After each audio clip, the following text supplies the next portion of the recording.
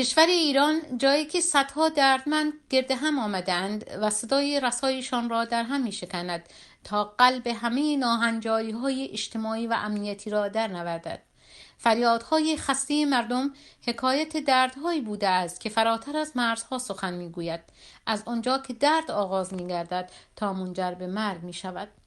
مرگ که هر روز بر دیوار زندگی نقش می بندد و گلیم غم بر درازای تاریخ پهن می کند و در آن سوی وادی ننگ و نفرت می آفریند.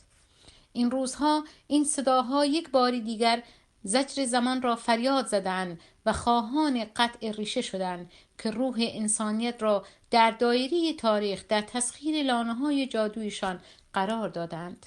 امروز صدها تن از شهروندان ایران یک پارچه همصدا شده‌اند و شعار حکومت نمی‌خواهیم را سر می‌دهند و این صداها از گلوی همه، پیر و جوان، کودک و بزرگ، در فضای حاکم بر سکوت شهر می‌پیچد.